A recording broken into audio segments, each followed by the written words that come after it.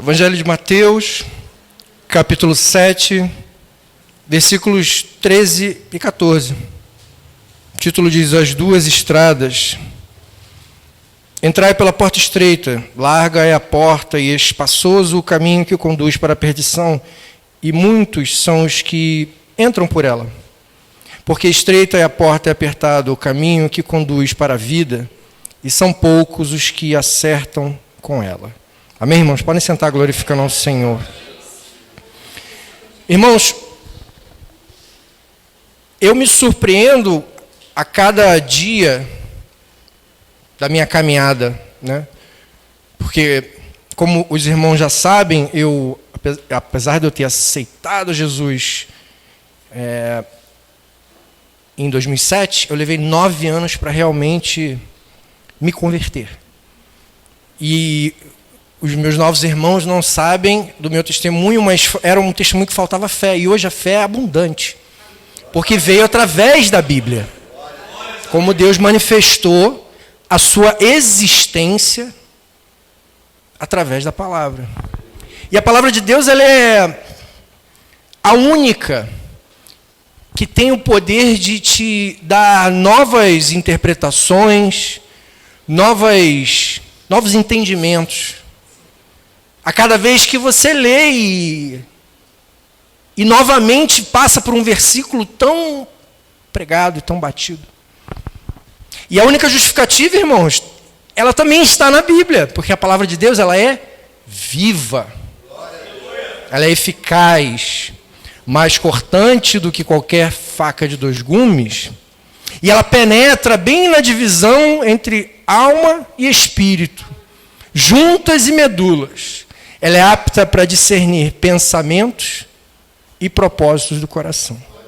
E o fato dela ser viva é o que me impressiona, é que cada vez que a gente lê um versículo novo, um versículo conhecido, Deus traz uma revelação diferenciada.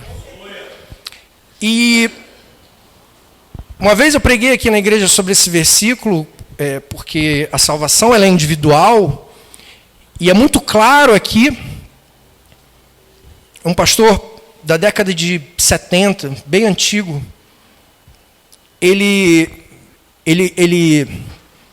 ilustra essa passagem como uma catraca, porque a salvação é individual.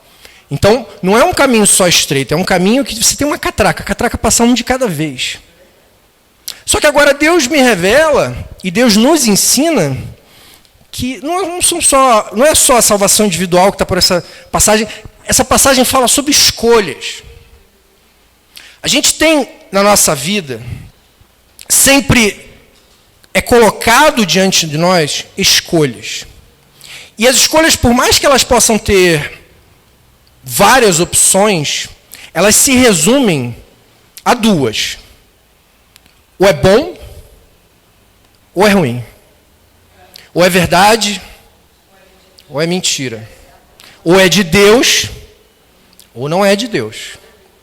Ou é o correto, ou é o errado. E a gente tem... Eu queria dar um exemplo aqui em Deuteronômio, quando Deus fala com Moisés. Deuteronômio, no capítulo 30, versículo 15, diz o título: A vida ou a morte. Vê que ponho hoje a vida e o bem, a morte e o mal. Se guardares o mandamento que hoje te ordeno, qual é o mandamento? Que ames o Senhor, teu Deus, andes nos seus caminhos, guardes os seus mandamentos, e os seus estatutos, e os seus juízos, então viverás e te multiplicarás, e o Senhor teu Deus te abençoará na terra a qual passarás a possuir. Então, Deus já começa a ilustrar o caminho das escolhas no Velho Testamento. Mostra para Moisés a escolha do seu caminho, e logo depois, no versículo 17, diz: Porém, se o teu coração se desviar e não quiseres dar ouvidos, e fores seduzidos e te inclinares a outros deuses e os servires, então hoje te declaro que certamente perecerás. Não permanecerás longo tempo na terra a qual vais, passando o Jordão, para possuíres. Os céus e a terra tomo hoje por testemunhas contra ti, que te propus vida e a morte. Olha como Deus está referenciando as duas escolhas. Toda a sua criação está diante de vós como testemunha de que você vai ter duas opções. Ou você escolhe a vida, ou você escolhe a morte.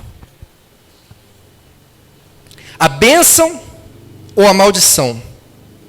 E depois Deus diz, escolhe, pois, a vida, para que tu vivas, e a tua descendência, amando o Senhor, teu Deus, dando ouvidos à sua voz e apegando-te a Ele, pois disto depende a tua vida, a tua longevidade.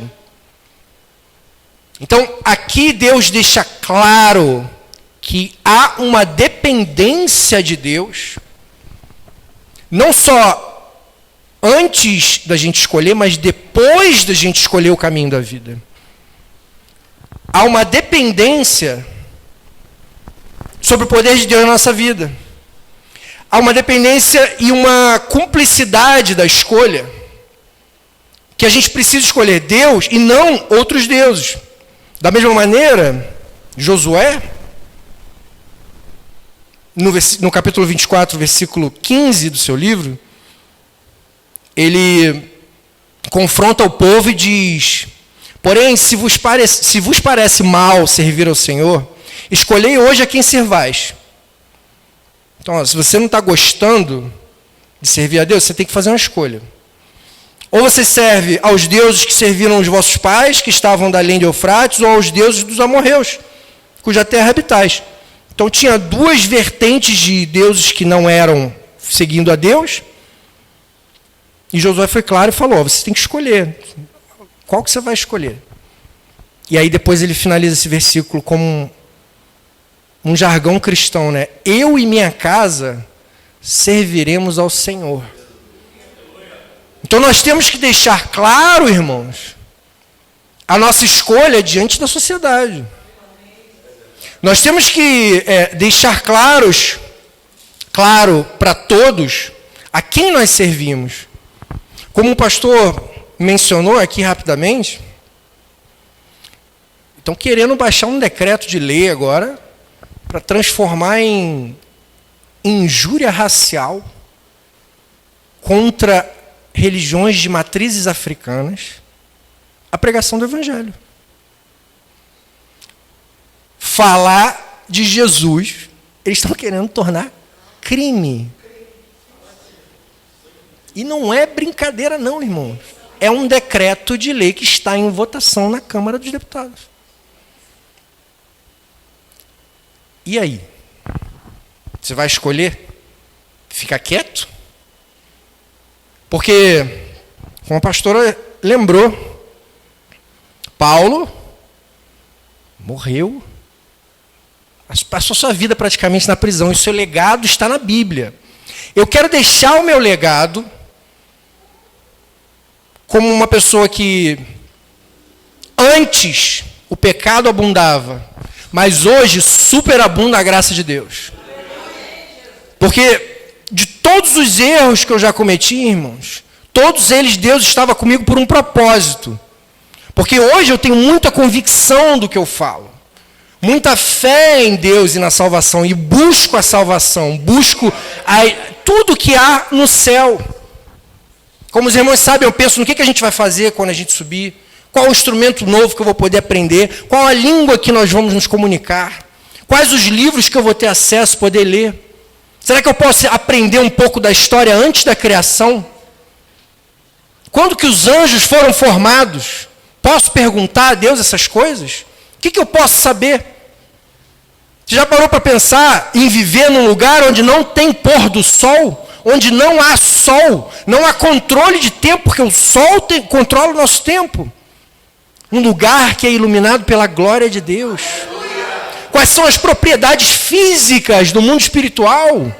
O que cai, o que flutua? Como que funciona a água? Quais são os animais e as plantas que tem lá?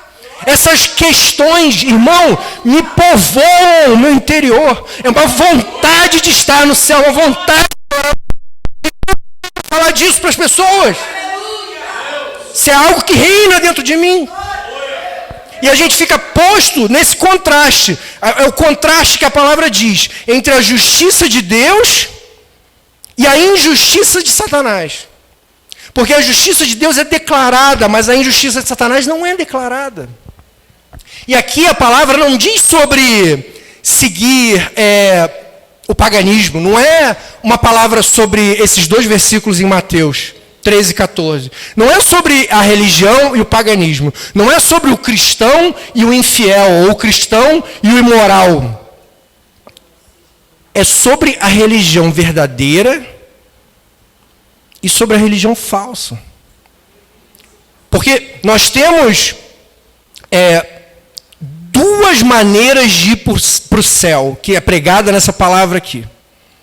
Você tem uma maneira que ou você é bom o suficiente para ir para o céu por conta própria, por mérito, ou você não é bom o suficiente para ir para o céu e você depende da misericórdia de Deus através de Jesus. E você tem esses 2 caminhos. Você tem o caminho humano e tudo aquilo que ele exige, e você tem o caminho de Deus e tudo aquilo que ele exige. Porque aqui nós temos claramente 2 portões.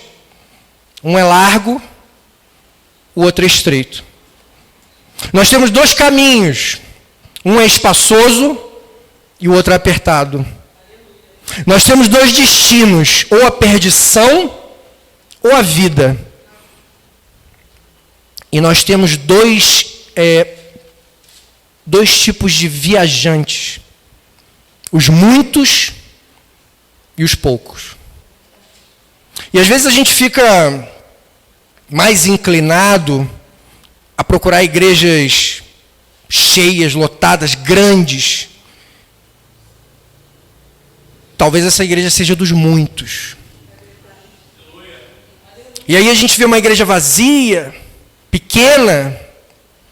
Talvez essa igreja seja dos poucos. Porque a palavra que é pregada em igrejas de muitos, ela agrada o ouvido. Ela traz conforto, ela traz alegria, a pessoa espera bênção, ela espera prosperidade, ela coloca em Deus a responsabilidade de ser abençoado. E a igreja dos poucos, ela não atribui essa responsabilidade a Deus. Porque ela entende que viver com conforto é uma consequência. É uma consequência de vida no altar. Deus vai te dar bênçãos quanto mais você se aproximar de Deus, porque você menos liga para aquilo. Menos você depende daquilo para sobreviver. Eu dependo da minha salvação. Eu busco a minha salvação. Eu quero ser salvo. Aí vem uma bênção, eu esqueço da bênção. Perdão, eu esqueço a salvação e fico feliz com a bênção, não vou mais para a igreja. Aí esquece de ler a Bíblia, aí não faz jejum, aí não ora. Aí Deus faz o quê? Dá mais bênção? Não dá, irmão. A gente não pode ser igreja de muitos. A gente não pode querer o caminho largo. A gente não pode buscar o portão largo e o caminho espaçoso. Porque isso tudo leva à perdição. Então, claramente, Jesus diz aqui, e eu vou ler dividido, o versículo 13, o início diz, entrai pela porta estreita, e o versículo 14 diz, por quê? Estreita é a porta, e apertado o caminho que conduz para a vida, e são poucos os que acertam com ela. E no versículo 13 continua, larga é a porta, espaçoso o caminho que conduz para a perdição, e muitos são os que entram por ela. E a gente tem que ficar atento, irmãos, porque hoje o amor ao dinheiro é responsável por essas igrejas milionárias ficarem lotando de pessoas e não pregando sobre aquilo que realmente tem que ser pregado. Porque a gente não pode ter uma pregação exclusivamente de bênção. Você pode falar de bênção, sim. Mas como não falar de pecado? Como não falar daquilo que desagrada a Deus? Como não falar daquilo que afasta o Espírito Santo da nossa vida? A gente precisa focar naquilo que agrada a Deus. E o Jesus é claro aqui na sua passagem, não só nesse versículo 13 e 14, mas em diante, a partir do versículo 15, Jesus ainda enumera 2 tipos de árvores e 2 tipos de frutos, falando dos falsos profetas. O fruto ruim e o bom. A árvore corrupta e a boa. Acautelai-vos dos falsos profetas que se apresentam disfarçados em ovelhas, mas por dentro são lobos roubadores. Pelos seus frutos os conhecereis. Versículo 17. Assim toda árvore boa produz bons frutos, porém a árvore má produz mais frutos. Não pode a árvore boa produzir frutos maus, nem a árvore má produzir bons frutos. Toda árvore que não produz bom fruto é cortada e lançada no fogo. Assim, pelos seus frutos os conhecereis. Da mesma maneira que há 2 caminhos, há 2 tipos de profetas, 2 tipos de igrejas, 2 tipos de liderança, 2 tipos de pregações. Aquela pregação que é focada na salvação e a pregação que é focada na bênção. Aquele evangelho mamão com açúcar, né? Que faz muito bem para a alma, irmão, porque a palavra de Deus ela é viva e ela é eficaz. Só que pessoas usam ela para benefício próprio. Porque o povo que vem à igreja, para essas igrejas cheias, eles são abençoados pela fé, mas eles estão no caminho largo. Eles estão junto com os muitos. E a gente precisa procurar estar com os poucos, no caminho estreito.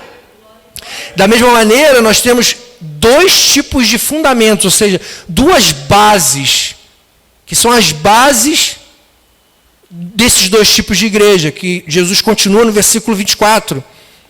Todo aquele que, pois, ouve estas minhas palavras e as pratica, será comparado a um homem prudente, que edificou a casa sobre a rocha.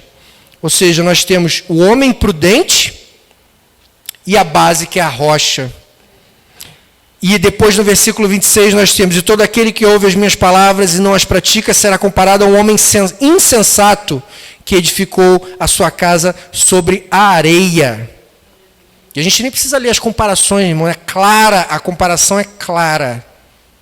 Você construir algo em cima de uma rocha sólida, estável, ou construir algo em cima de uma areia completamente instável. E é assim que nós estamos construindo a nossa fé, construindo a nossa caminhada no Evangelho, construindo o nosso caminho para a salvação. A gente precisa ver se a gente procura a árvore boa ou a ruim.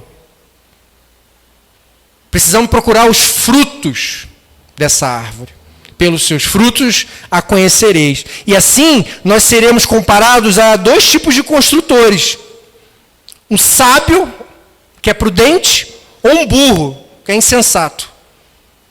Ou nós temos sabedoria em buscar o caminho correto,